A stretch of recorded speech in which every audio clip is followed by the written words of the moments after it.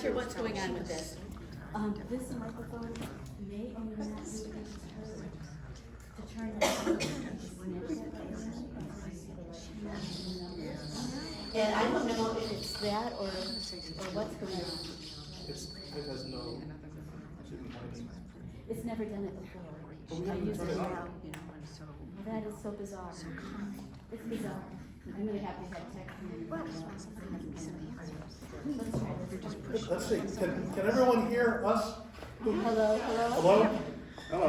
Hello. Hello? Yeah, I think we're okay. We're gonna go low tech. Low tech. Well, good afternoon, everyone. My name is Debbie Henderson, and I'm one of the reference librarians here at the Bluffton Library. And it was my vision to have a panel of authors come in and talk to you about the writing process, their inspiration and all that. And the person who made this happen, well, people who made this happen are here before you today. But the woman who organized all this, Elizabeth Robin, is with the Island Writers Network, and she was able to recruit these wonderful authors that you see here today. She's going to introduce the moderator, who will introduce the panel, and then you get to ask your questions. But before we get started, I wanted to let you know that there's restrooms right outside the door on the right. There will be some light refreshments. I see some of you've got some water or some tea already, and that's fine. But I'm also going to have some finger food available to you after the presentation. And with that, the refreshments come to you today from the Friends of the Bluffton Library have provided that. And I just want to bring your attention to them. If you're not a friend of the library, if you want to find out what they're all about, there's a brochure on that table there. With that, Elizabeth Robin, I give you the floor. Thank you so much for all you've done.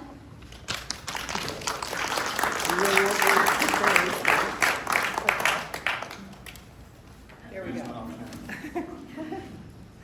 I was tapped by the Island Writers Network to connect with Deborah Henderson, and I have to thank her for her enthusiasm. She's brought so much to this project. We not only have this project today, this is a panel of fiction writers, all who are members of the Island Writers Network, but also April 13th, we'll have a program called Bluffton Poets Live. A few of them are here right now. One just walked in.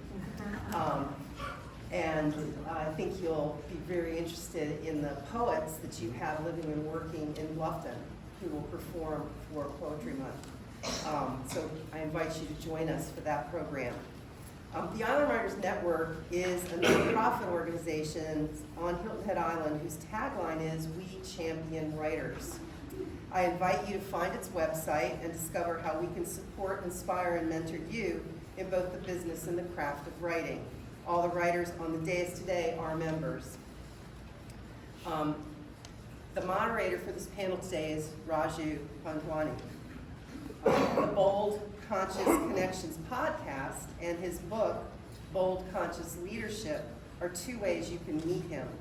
His podcast is intended to bring guests who embrace uncertainty and live life in wonder. His book reveals the secrets of living a high-achieving and fulfilling life without the stresses of a daily grind, even with an economy in recession. I'm thinking it's a must-read. Although Raju's expertise is in finance, he's survived 6, count them, 6 near-death experiences, all of which make for amazing stories. A man who came to the U.S. with $8 in his pocket, Raju has lived in the U.S. for over 43 years. In that time, he has had 5 startups and worked as a no-excuses focused coach in myriad ways. The list is too long for this. I hear he even offers couples counseling. He believes each of us is a candle that can kindle one in another, and I look forward to that today. Welcome, Raju. Hey, thank you so much. You guys hear me? Yes. Is the speaker working? Well, by show of hands, so I just want to get a little idea so that the panel can also know what the audience consists of. So, who would like to hear more about the journey of these authors and what brought them? Okay. What about the idea of how to get published if you have a budding writer inside? All right, same hands too. Okay. And then, and by show of hands, are you guys interested in what challenges exist? What does it take in their, what they did in day-to-day life? Okay. All right. Well, so you have an idea now. So let me just start with, in the sentence here, to my right, the gentleman here is John MacIlroy. And by the way, for each of the authors, they have left their contact details, etc. So people want to know more about them, go deeper and find their books, etc. So right now that is just the display on your right over there. John MacIlroy, goes by Mac, is a lawyer by education and training. He was the CEO of several small businesses and also an adjunct professor. He's lived in many places, including Virginia, Michigan, New Jersey, among many others. And New Jersey is where he spent the bulk of his business career. He retired in 2000 and calls himself a failed retiree. And therefore began his writing career because he and some of his friends got together and talked about their stories when they were young. So they toyed with the idea of that story, which led to the creation of not exactly rocket scientists and other stories. So not exactly rocket scientists, but put Mac on the map. The rest, as they say, is history. His books have won many awards, and one of his books, Whatever Happens, Probably Will. So I'll just say Whatever Happens, Probably Will, was a finalist in the International Book Awards. So welcome. Well, thank you, and I'm a very small place on the map as writers go. And I also checked, I don't owe any money to this library, which is probably pretty amazing. How I got here, real quick, and I'm a fully recovered attorney, but I talk too much, and that's what Robin reminded me, so cut me off. But I failed retirement. I didn't realize how much writing you do as an attorney. I did a lot of it, boring stuff, tedious, boring, but I suspect it does require some skill sets, you know. But I thought I left all that and came on down to Hilton Head. I don't play golf. I stink at everything, and I was driving my wife nuts. And she says, "This isn't going well." And I said, "You're right." And luckily, a couple of my buddies came on down that I'd grown up with, lifelong friends, the best you can have. And we went to a restaurant, got overserved the adult beverage, started telling stupid stories about when we were kids. Our respective wives says, "You couldn't have been that stupid." We said, "Yes, we were." They said, "We don't want to hear about it unless you write about it." That became not exactly rocket scientists and other stories. I have to plug it. You all remember Tony Dow, who played Wally Cleaver? Yes. He loved the book. He's one of my blurbers. I said, "Yeah, well, you can buy the book and actually read what he said on Amazon." But I loved it. I mean, Tony Dow, my hero. And Pat Conroy, our legend up here, liked it, didn't publish it, but thought it was a good book about friendship. So I got the fever. I did a sequel, which is not fiction, those were nonfiction books, and then stumbled into nonfiction simply by entering a contest. And that's how I'll leave it. So have friends, drink too much at a restaurant, get your wife mad at you, or find contests. And you're off and running. That's how you get involved. How about that, Robin? 1 in a minute. Yeah? Next name is Debby. Award-winning author Debby Grahl writes contemporary romance with the elements of suspense and sometimes ghosts or witches. Really enjoyed our conversation. Thanks. She lives in Hilton Head Island with her husband, David, who's here in the back. Besides writing, she enjoys biking, walking on the beach, and a glass of wine at sunset. Her favorite places to visit are New Orleans, New York City, Captiva Island in Florida, Cotswolds in England, and her home state of Michigan. She's a history buff who also enjoys reading murder mysteries, time travel, and of course romance. Visually impaired since childhood by retinitis pigmentosa. I had to look that up. She uses screen reading software to research and write her books. Mountain Blaze, which was backdropped in North Carolina, one of her books, was released in November 2020. Island Heat, which is her latest book, was released in late 2023. It is the second book in the Carolina series. Her other books are His Magic Touch, Decorated to Death, Rude to Loose, and The Silver Crescent. Debbie also has stories in several anthologies. Oh, by the way, Debbie is featured recently in the latest edition of Hilton Head Island's Pink Magazine. Yes, Pink Magazine. So, Yes. So I'm going to go around, but if there's something you want to add, please go ahead and lead. Oh, actually, I think you covered it very well there. We I guess to get to how we ended up at Hilton Head. We moved here, well, originally from Michigan, but my husband was on the Dayton, Ohio Fire Department for 35 years. So we lived in Dayton and moved here. We bought our house in 2004 at Sea Pines, and we moved here permanently in 2011. And I've been writing since, the early 2000s. It wasn't to the invention of computers and screen reading software that I was able to write. With my vision loss, I lost the ability to read print in my early 20s. So, and I did learn Braille, but you can't write books in Braille. So thank goodness for the invention of screen reading software. Everything I type into the computer is read back to me aloud. And I happened to be at a book signing, and I met Robin there and joined the Island Network. And it's been, I don't know how many years now, but it's a wonderful group of people with a lot of support for everybody's type of writing. Awesome, thank you, and welcome, Dick.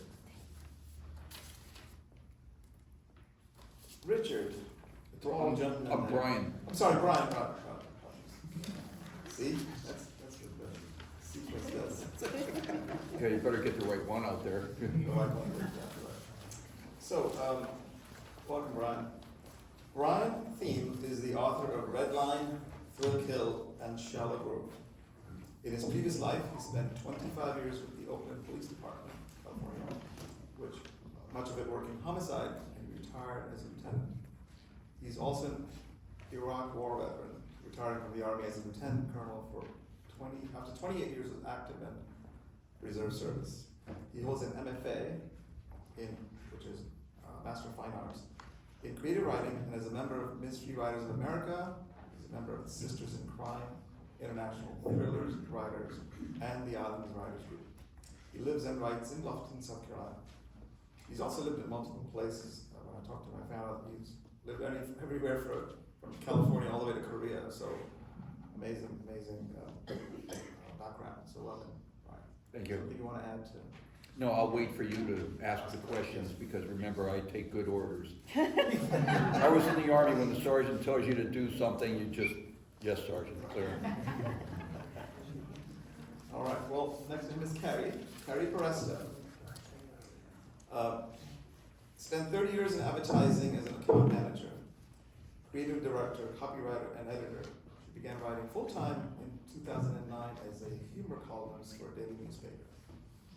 She and her husband moved to Hilton Head Island in 2015, and she became a frequent contributor to local magazines, joined the IWN, the Sisters in Crime organization, that's something in common there, South Carolina Writers Association, International Thrillers Writers, and is a speaker and presenter for the Pat Conrad Literary Center. She's the author of the Olivia Callahan suspense series, and is currently working on the 4th and 5th series. Working on book 4 now. Her latest release, the standalone suspense novel, Back Before Dawn, released in May last year. She and her husband enjoy kayaking, road trips, and all that the island has to offer here. And you can find out more about her. She has a lot of information here. She's got books in front of her, and you can find her at kerryperesta.com. Welcome, Kerry. Something you want to add to this? I'm gonna follow Brian's lead and let you be the sergeant. But I do wanna say, we have swag back there, so bookmarks and business cards and all of that, feel free to take those with you. Just not the books. Yeah. Seems to me Those we're, are props, seems to me we're following Brian's orders. just his lead. Richard Wright, science fiction author known for the Star Force saga series. Born in Virginia and raised in Georgia, Richard grew up reading everything he could get his hands on. His first literary crush was James Schmidt's Telsey Amberton, is that how you say it? A sci-fi heroine who did not rely on feminine wiles or needed a man to rescue her. She was simply good at what she did. Awesome. After a long career in award-winning software developer, Richard stepped away from the tech world to create stories like the ones that inspired him. While trying his hand at filmmaking, he found that writing was more satisfying than filming.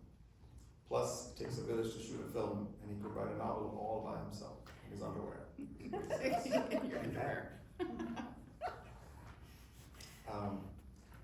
Richard lives in Hilton Head Island with his lady wife Deb, who's also here.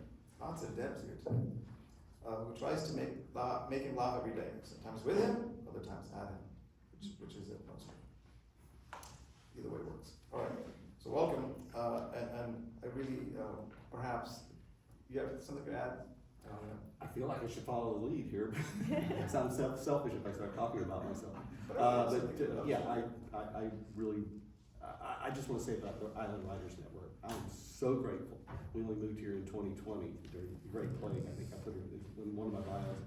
And I would not be still struggling or still surviving as a writer if it hadn't been for the good folks at IWN. I owe a debt of gratitude to all of them. Well, thank you for that plug.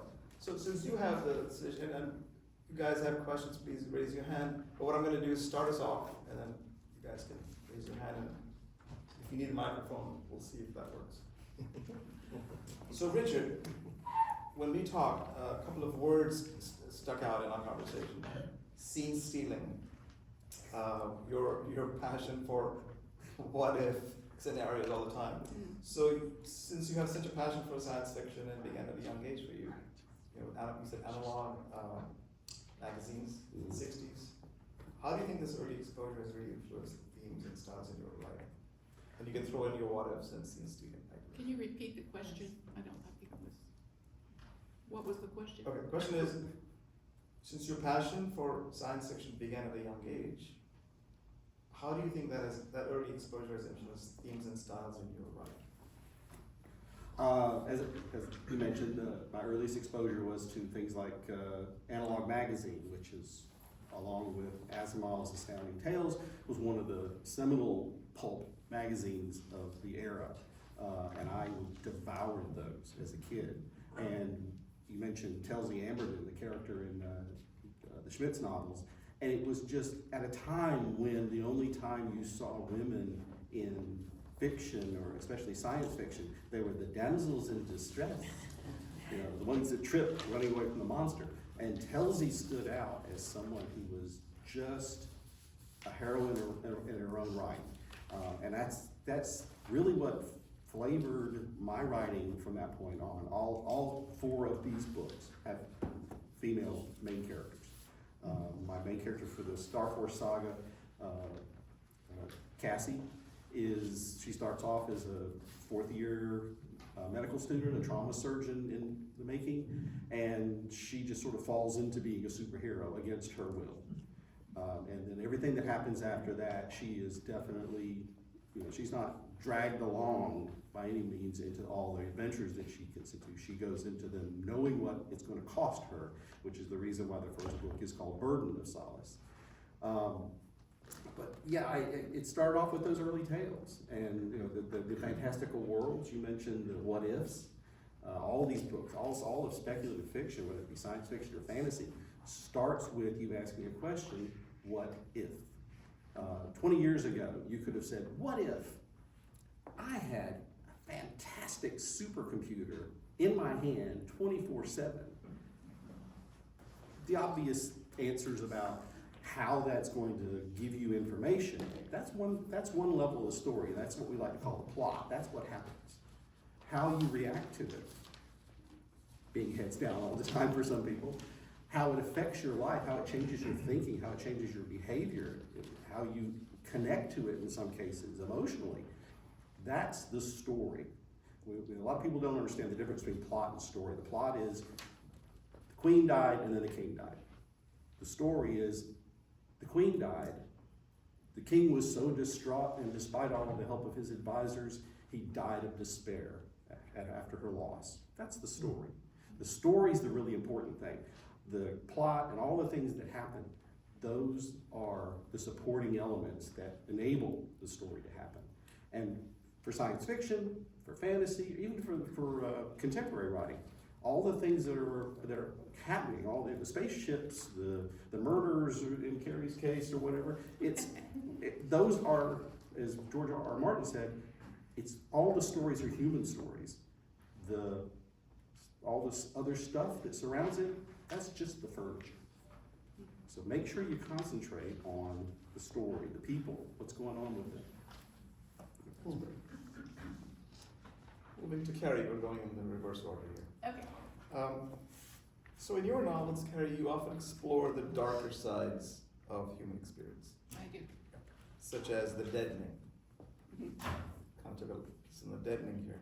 How do you handle depicting sensitive topics while ensuring the story remains compelling and respectful to real life experiences?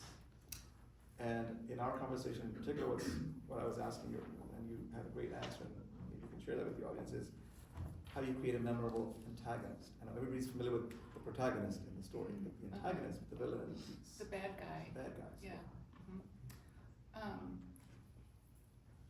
How I craft my stories are based on experiences and based on people that I meet in their stories as well. So my personal experiences were often unfortunate as I was working my way through life and having my 4 kids. And so I came across some people that just weren't very nice people and experienced some things that helped me craft the best bad guys that you can imagine. So what writers do is all of you guys are fuel for a character. Everybody we come across. And so all of my memories, all of the bad and the good, I wrap into my characters. I came to writing at a later age, and it just felt so cathartic to pour out these words on the page and rearrange what may have been a very unfortunate memory 20 years ago. Well, now I can resurrect that memory as something else that turns out maybe the way that I would like it to. But I think my experiences in crafting an antagonist made the antagonist very authentic. And so my books, I would say my books appeal to 70% women and then 30% men. And so all of my women readers are like, I can so relate. Right? I so understand. Because women in general have just gone through some unfortunate experiences in relationships. And so part of that is authenticity, but also it's taking those experiences and wrapping them into a ball like Play-Doh, and just then stretching all of those experiences to their very worst outcome. Something that's still believable, but something that everybody can go, oh, I can see how that happened.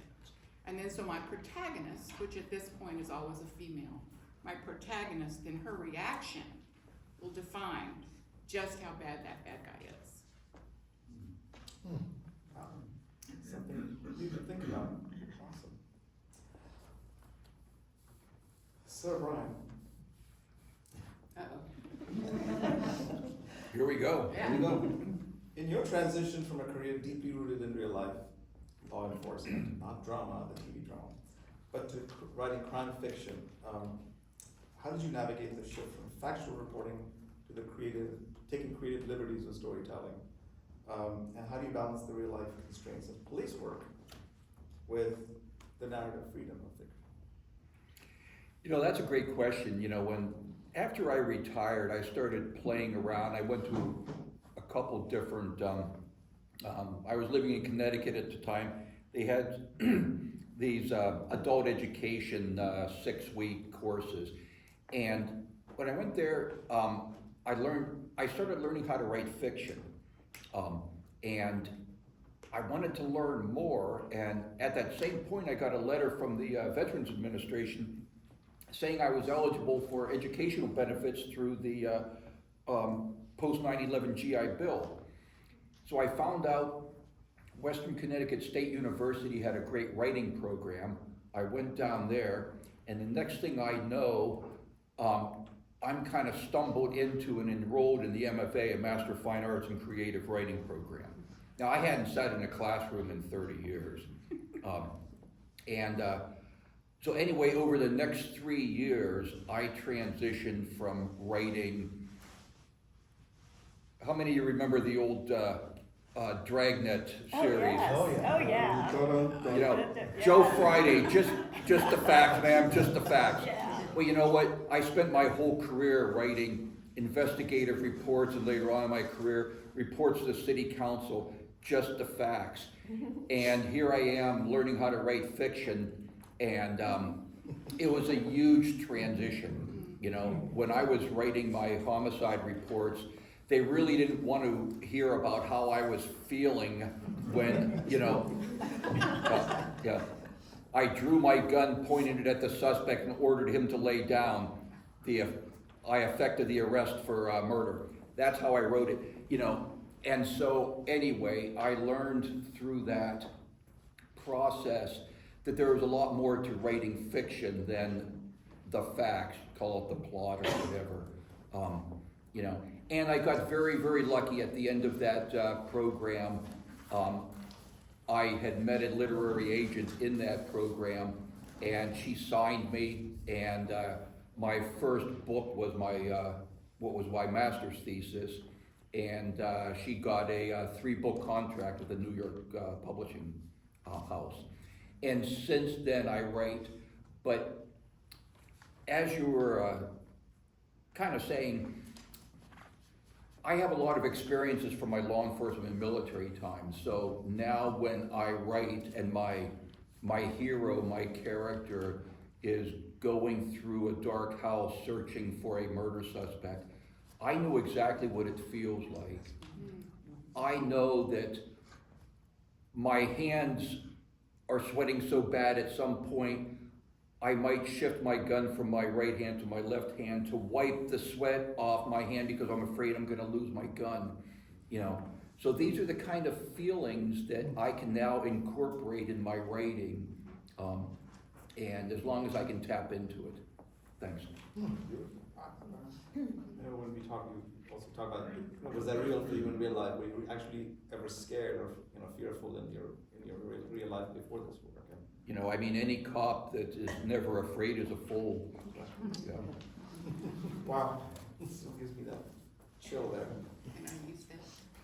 That's a good line. Absolutely, it's, yeah. That's great. Okay, so Debbie, question I had for you when we talked, you know, the word that stuck was, are you a plotter or a pantser? You're gonna have to explain that. But what aspects of writing do you really find most rewarding, you know, given all the things you talked about in the context of how you transitioned into this work, and how do you keep your narratives fresh? Well, the definition of a plotter or a pantser, when you're writing, a plotter is somebody that will do a outline, an extensive outline, and in fact, there's, an author, I can't think of his name right now, but his outline is like 180 pages. So they get everything set down before they even start writing. Me, I write by the seat of my pants. I start with my location, and then I'll come up with my plot and then my characters.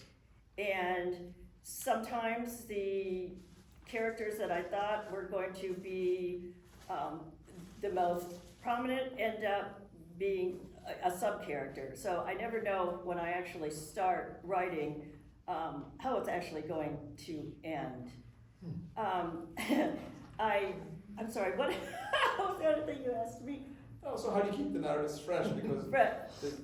what part of it is rewarding?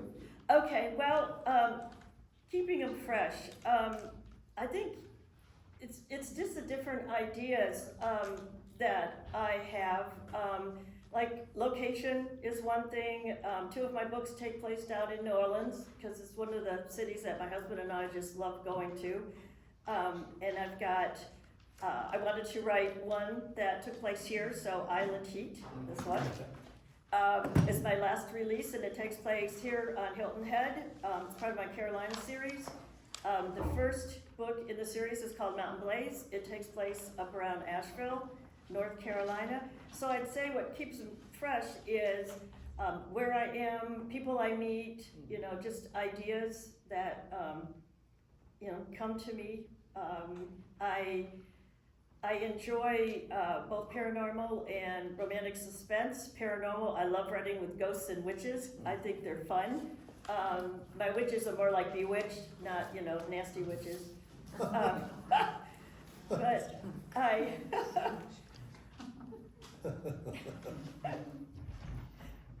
I do have a story though.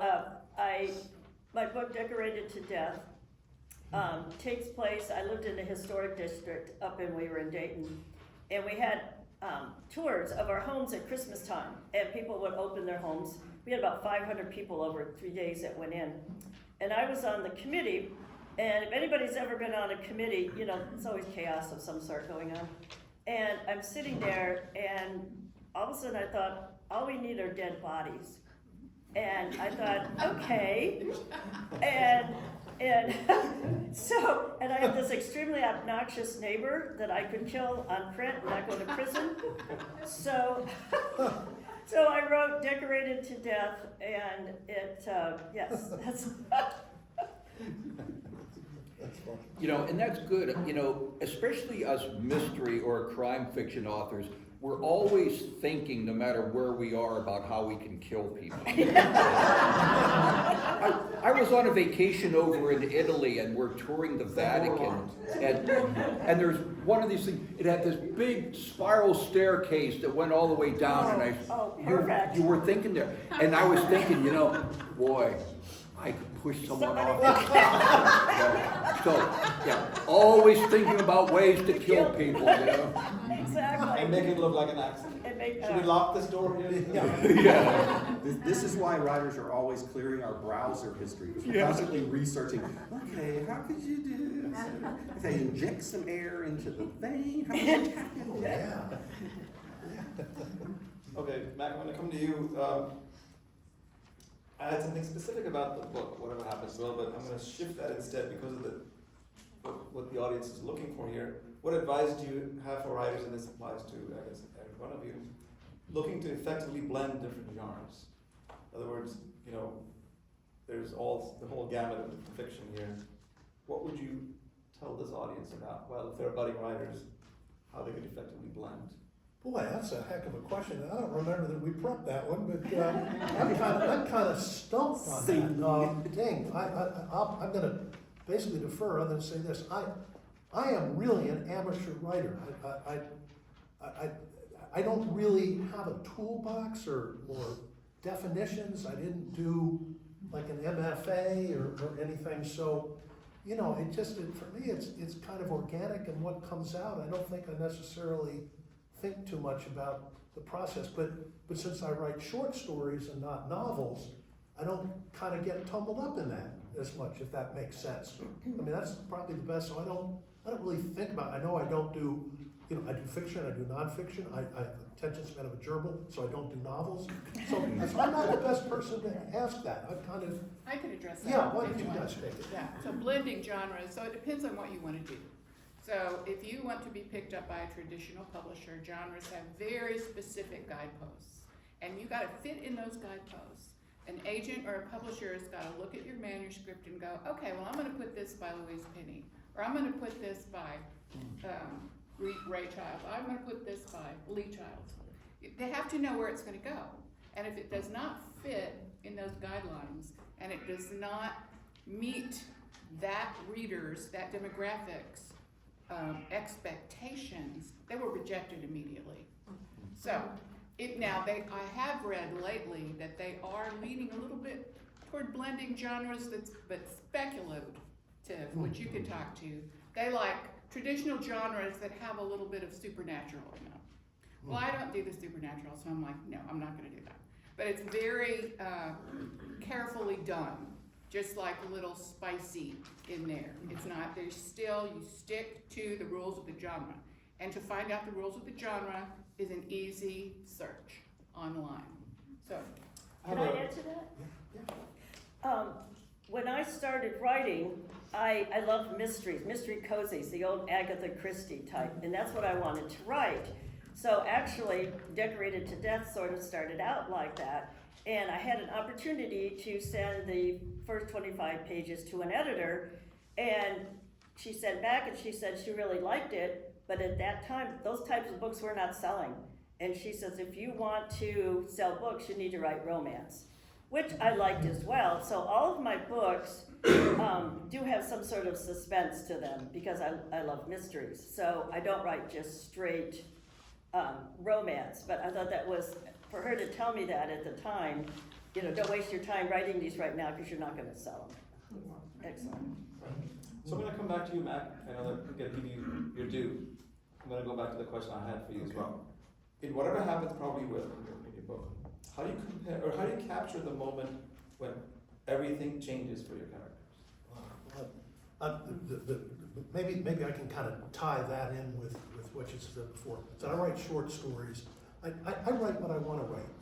I don't really have an expectation that I'm trying to write to the genre. The only thing I try to write in a short story is what's called a singular impact on the story. And that's what I did in that book. You novelists have to sustain, plot and rhythm. There's kind of a roller coaster.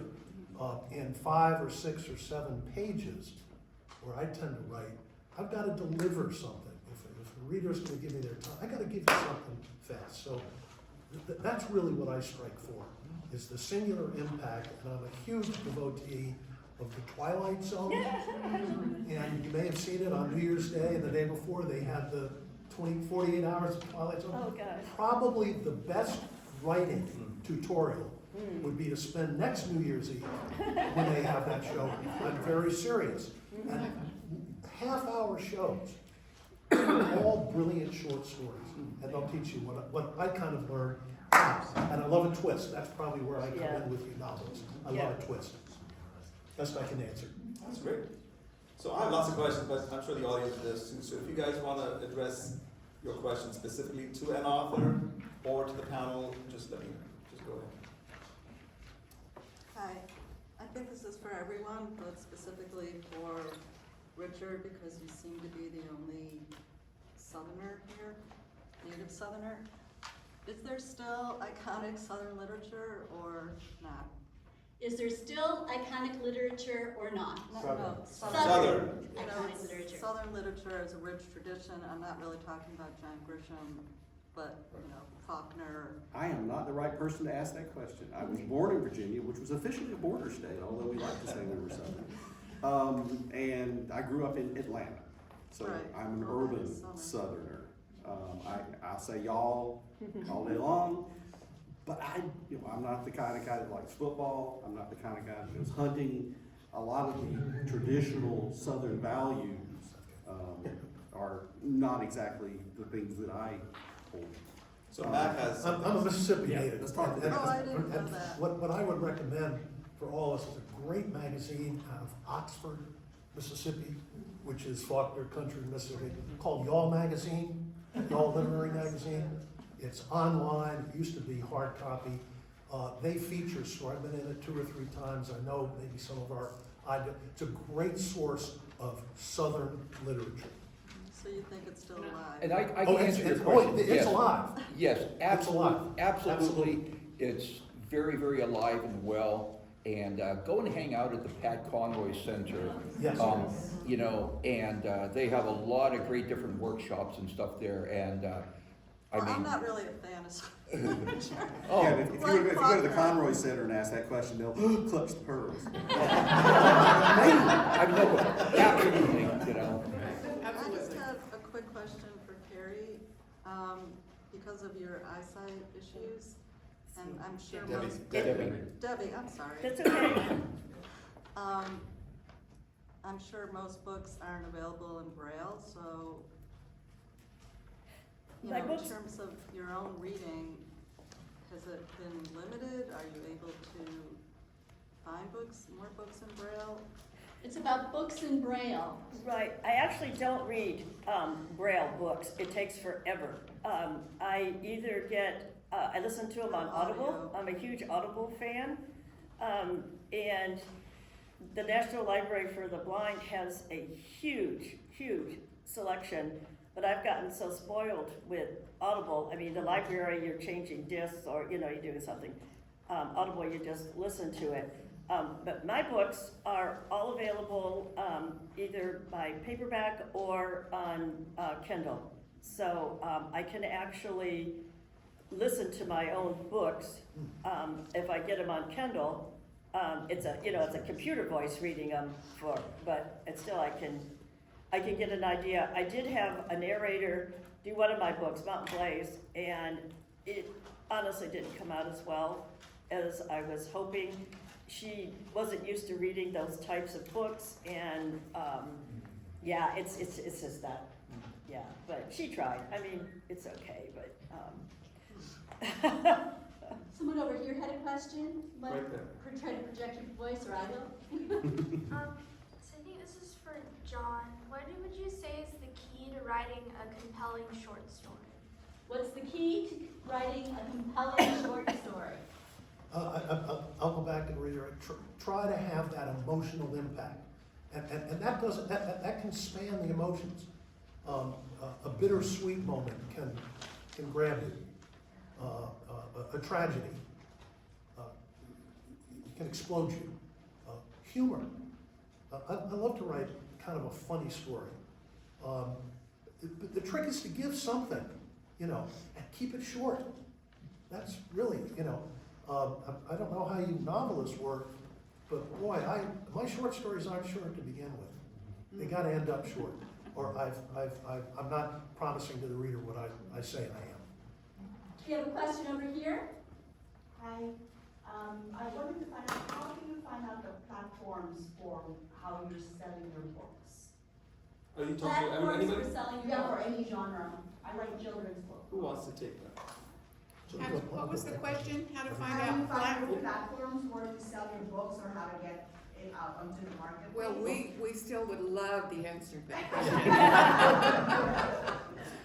It depends on if you're self-published or published. So if you have a nice big, one of the big 5 publishers, they have a publicity department that has very deep pockets, and they will arrange tours for their authors, and you will go on this wonderful trip, and you'll sell tons of books, and they will have already laid the groundwork for you.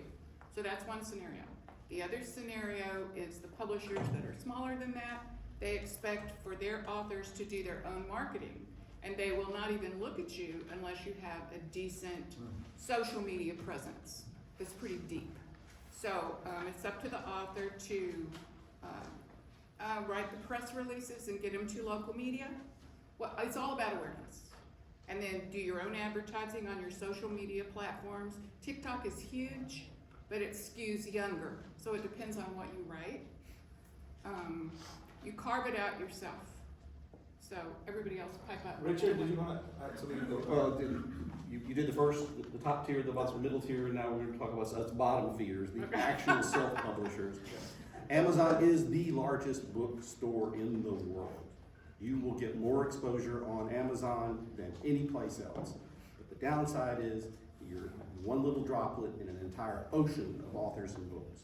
So you have to do a lot to make yourself stand out. But at least you've got the distribution mechanism.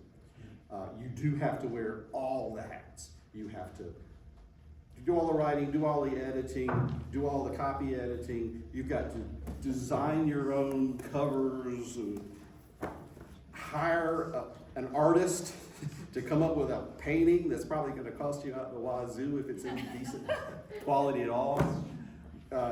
You're going to have to come up with the typesetting, you're gonna design your own cover, you're gonna write your own blurbs and summaries and all this stuff. You won't have any help to do anything. So that's the self-publishing. self-publishing. That's it, this is the self-flagellation. I'm not worthy, but I'm gonna do it anyway. Kind of, this is And the he part. does it really and well. you have to do everything.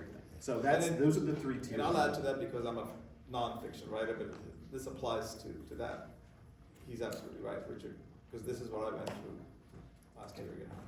And then, you know, Kerry mentioned the real top tier where they fly you around the world on your own private jet. You know, I wasn't that way, but I was very fortunate in that I got an agent. It was a traditional publisher. When my first book came out, it came out in hardback, softcover, Kindle, Audible, and the publishing house, they took care of distribution around the country. You know, they had their own publicist that worked with me to try to get the word out more. I was blown away. I had just moved down here, you know, when the first book came out. And 3 days after the book came out, I got a call from a guy that I was in the Army with 30 years before, lost track of him, and he says, "Hey, I'm up in Seattle in the Barnes and Noble, and there's a book with your name on it there." I mean, you know, so, but the publisher didn't fly me around the country or anything like that. But there are certainly different levels to it, you know. But again, to get that, that's traditional publisher. The agents are the gatekeepers, and so on. Debbie, you I want have a something else? question, I'm sorry. No, I'll just let them finish adding to that if any. Is there anything you want to add to that? Well, my experience, I was signed with two small presses. The first one, I got into 3 chapters of my book, and I got an email from them, "Sorry, we're out of money, we're closing." The second one I signed with, we got all the way through to the book was ready to go to print, and "Sorry, we're out of money, we're closing our doors." And you know, when you first get a publisher, and you struggled so long to get this book out there, and you finally get a publisher. I mean, everybody between here and Michigan knew I was going to get, you know, I finally had a publisher. And then when you lose that, I mean, the depression was just, so by the third one, I actually got, they published The Silver Crescent and Route to Toulouse, and I was ready for His Magic Touch, and they closed down. So I finally, I was on a cruise. It was a writer's cruise, which was so much fun. And they had agents on there and editors that were taking pitches. And I pitched His Magic Touch, and it's Wild Rose Press, and I signed with them, and now I've got 3 books with them, and I don't think they're gonna close their doors. So, finally. Oh yeah. I'd like to just add one other thing, and I've mentioned this to IWN, and I'm not gonna use names, but I'm the poster child for spending money in a place you shouldn't spend it unless you're very careful. And that's in promotion. Oh. And I endorse what they say. It's up to us. I thought I had the magic key, a very well-known book promotion outfit. I had an award-winning book.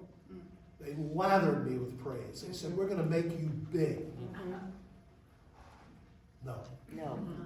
Promises, I'm a lawyer still.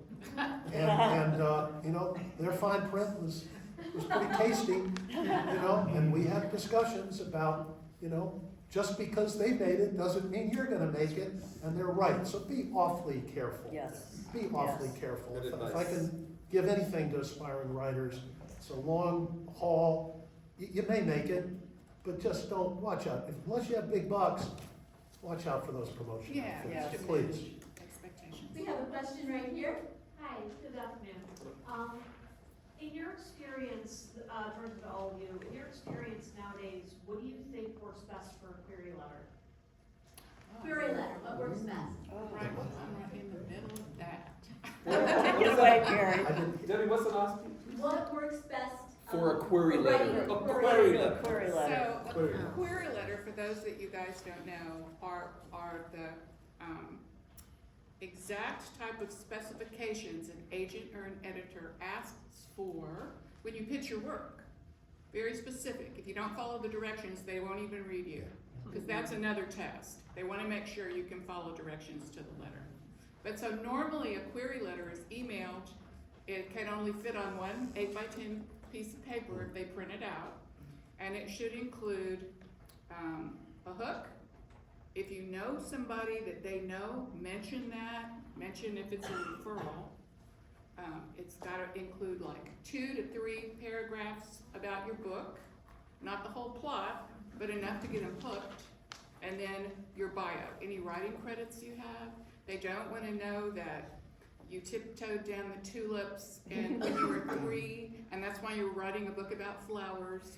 They don't want to, they don't want to know any of that. They want to know publishing experience, or if it's nonfiction, then professional experience that you already have a platform, so they can think, okay, this is a book that's going to sell. Is that different from a book proposal? Yes. Yes. Yes, there's a fiction query and there's a proposal query. I'll add one thing, and that is at the top, you need to have the name of the book, the genre of the book, the word count of the book, Yeah. and if it is potential for being in a series, but you always, even if it is gonna be in a series, you always have to say it is complete. Because that not only tells them that it can be a standalone if the series doesn't happen, it also tells them you finished writing it. Because you would be amazed how many people say, I've got this idea, and I'm gonna start querying it. right. They don't want to be pitched Yeah. until you have a complete manuscript, and it needs to be clean. Hey, if I can say, when I was in my MFA program, I spent 1 semester doing an internship with a literary agent. And what I did primarily was look at query letters, because every author wants to get an agent. Here's how it started off. The guidelines there were send a query letter about a page, it's all emailed, and the first 10 pages of your novel. And so the agent I was working for sent me the first 10, and being a good student, I analyzed each one of these and I wrote up all these detailed things, sent them back to her, and she said, give me a call. I called, and she just started laughing. She said, the way that I do these is, she goes, I get 100 queries a week. That's 100 writers that want her to represent them. She says, I spend about a minute on each query. I scan the query letter, the first letter, and then I start reading the first 10 pages. I'm looking for a reason to stop reading.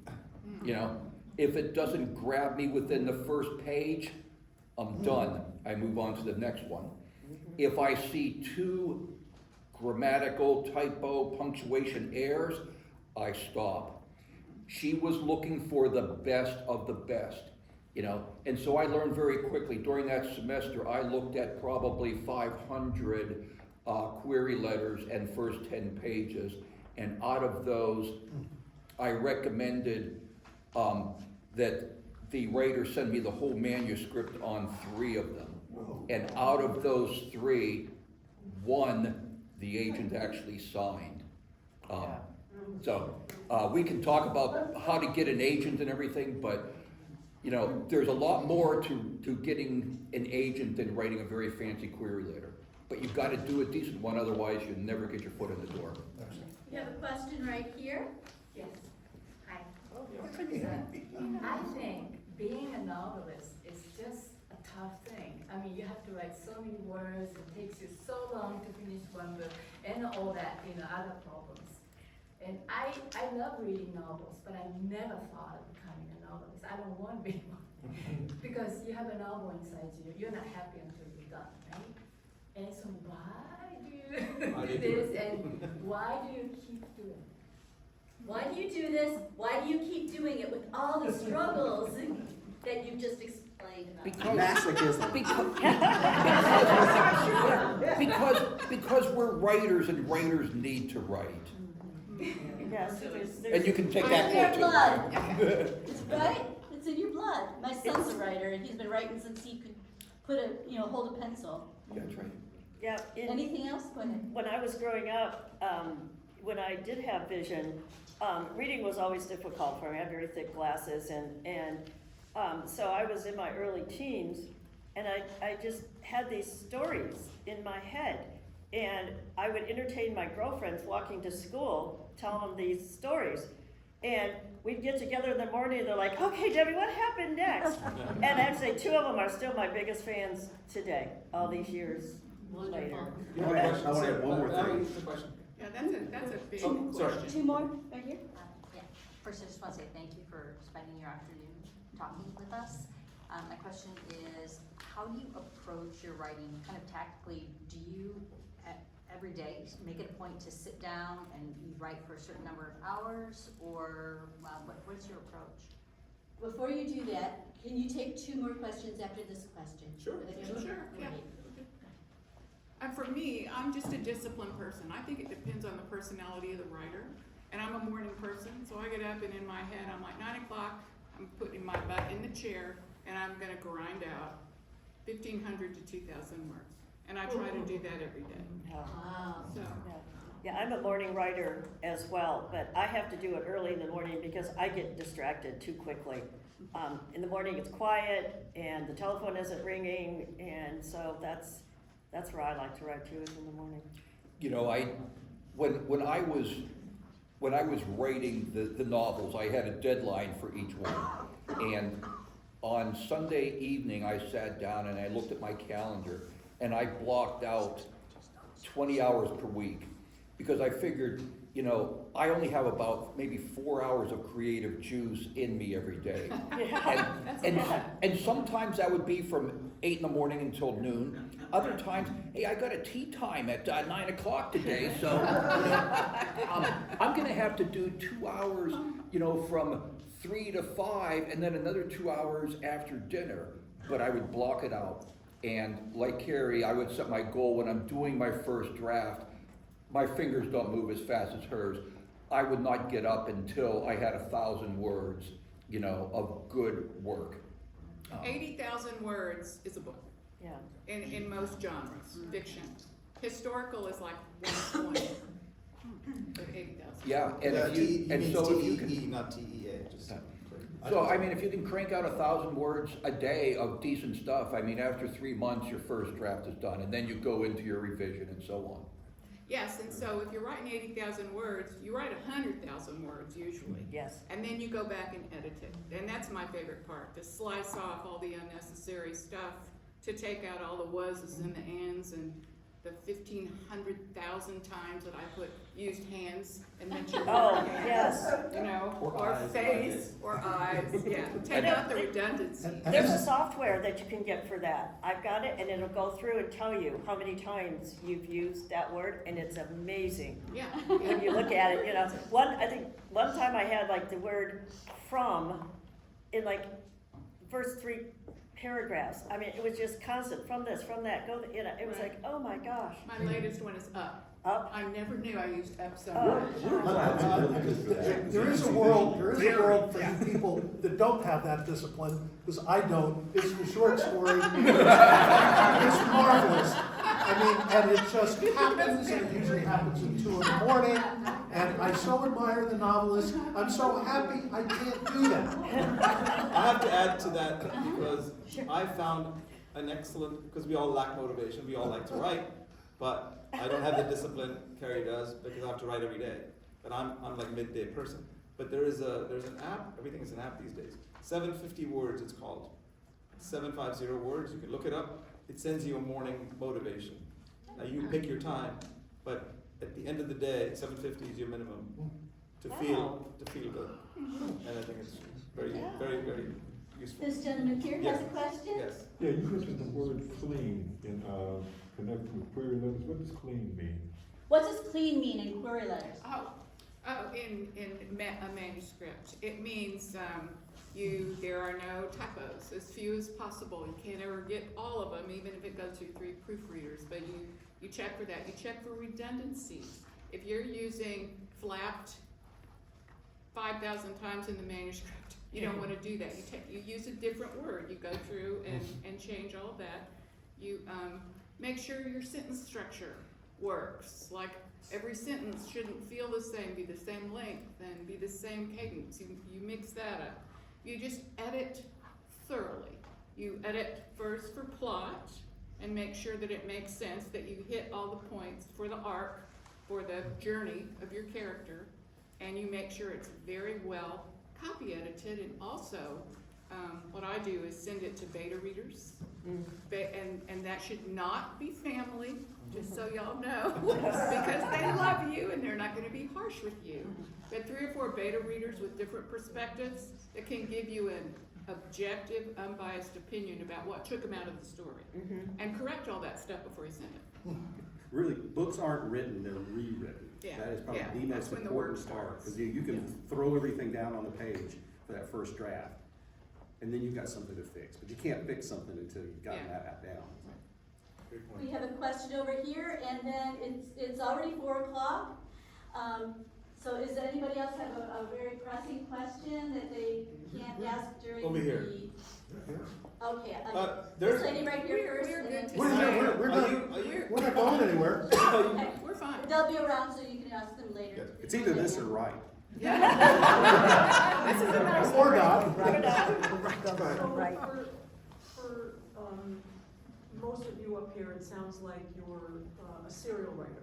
You're not just writing a one-off book. And I'm a published author for a non-fiction book.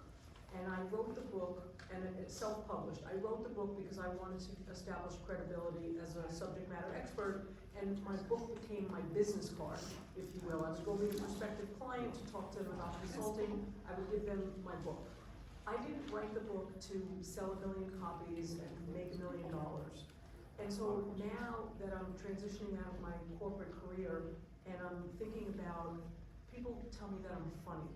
Maybe not right now, but I'm usually funny. And I want to start writing some humor books. And I don't want to sell 1 million copies. And I just wonder, what advice could you give me? I don't want this to be a career. It's almost like a pet project kind of thing. Like I said, I don't want to sell a lot of books. I don't want to become, a 10-book author. Is there any advice that you can give me? Well, who do you want to read your book? People that think I'm funny. So, are you going to sell the book to those people? Are you going to hand it out free? I mean, you have to, what's your expectation for this book? And then you can narrow down what your process is going to be. Here's my advice. Join the Island Writers Network and come on down. And there's a whole bunch of writers like you, and we've always also been like you, and you'll learn a whole lot and get a lot of support. And if nothing else, you'll be hanging out with people that you understand and they understand you. Yeah. It's funny because I wasn't going to come because you're all fiction writers. Oh, no. And I don't want to write fiction. Okay. I know you're not. Okay, and can the poets from Island Writers Network kind of raise their hands? Yeah. Look, We've got everything. the ones that write memoirs, raise your hands. Yeah. And nonfiction.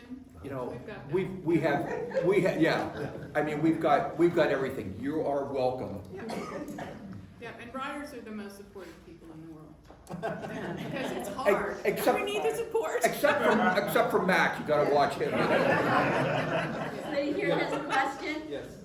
That was sort of my question. I wrote Brian on Facebook and said, I joined the writers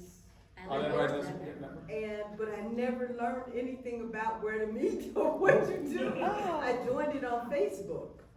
And we're fixing that this year. You're fixing that. Okay, Yeah, so how do I get in touch? There is a card there, and there's also on your handout there at the bottom is the website. Reach out to us. And there's a meeting this coming Monday. And we have our new head honcho. We call him our moderator. Mr. Moderator, can you raise your hand?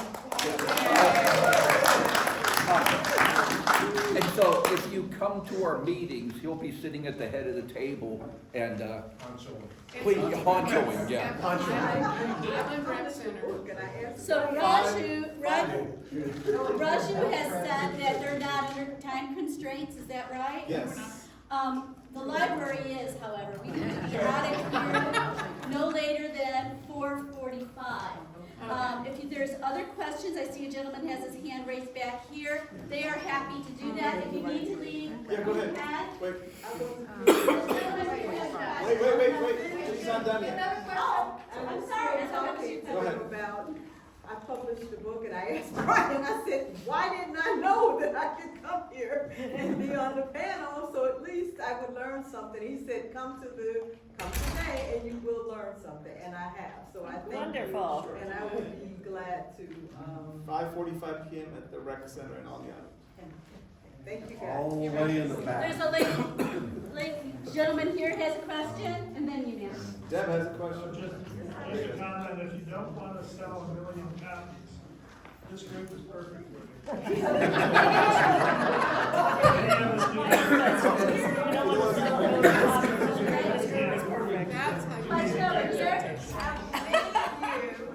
Any of you or any of the other writers in here started using AI to get you started on things, or to do letters, or to write synopses? Anybody? Have you used AI at all to? Raju has. No. No one here. Consider it. Oh, I use it every day for lots of different things. I've considered it for things like boiling down. One of the query letters is tough to do because you have to boil your book down to like 2 or 3 sentences. The worst thing that any author will tell you is the synopsis. Oh, yes. Yeah. Awful. So I have really considered getting an AI to just feed it my entire book and say, summarize this. You can talk to me offline. I'll get you. Yeah, we'll get it done. Yeah, but that's as far as I go. I'm not going to use it to create content. No, the authors are rising up against AI. Yeah, that's gonna be a real collision. Denise? Yeah, I write poetry generally, memoir, but in my day job, I am a consultant and I develop training programs and the like. And what I will often do is get a basic outline start of something that I may want to do for my business, and then trim that down and change it, modify it, and then write from that. Because so yes, I use it, but I don't use it for my creative writing. Can I just throw in something about the AI?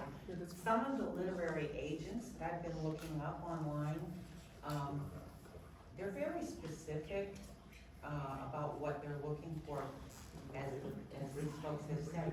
But a lot of them now are also saying that they prohibit any use of AI in anything that you submit to them. Oh, so even like a synopsis or a query letter or something like that, and so how would they know? Hey, I'm not a techie, so. I'm not suggesting that anybody would use it for the creative aspect, but I'm just thinking about the stuff you have to churn out. It would be on the final manuscript. Yeah. They're not gonna know on the query, they're not gonna know, I don't know about the synopsis, there might be some, I don't know if they would want you to disclose that. But on the manuscript that you send them for them to consider, you have to disclose any part of it has been AI'd. That makes sense. Because it can't be copyrighted. AI is not a person, therefore it can't own a copyright or a patent on an invention. So that's, when your business is taking something that somebody wrote and selling it, and hopefully not having other people copy it for free, you've got to assert copyright claim. If it's partially done by AI, that's called into question. It's a legal ownership thing. I am so sorry. I have to actually leave. I have to be at a surprise birthday party, and I have to get there before the birthday. No apologies. We're 10 minutes over. You're wonderful. Thank you all so much. Excuse me. Each and every one of the panel, moderator, and everyone in the panel came here voluntarily today. I just want to extend a great big thank you. And I appreciate your willingness to stick around and answer a few more questions at leisure, okay? Thank you so much. Would you prefer that they stay here to answer more questions, or would you like to just mingle? Mingle. I too am a body. I'm sorry?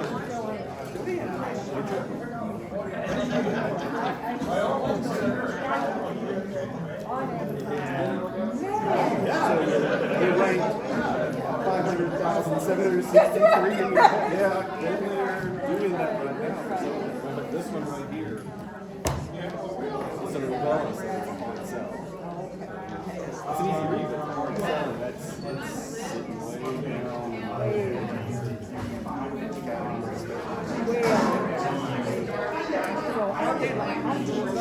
I'm learning. I'm a rookie. That's why I'm glad.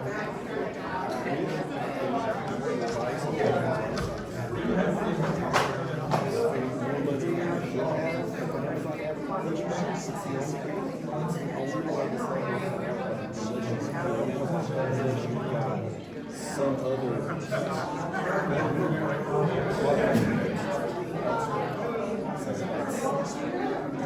I wish I could give you advice.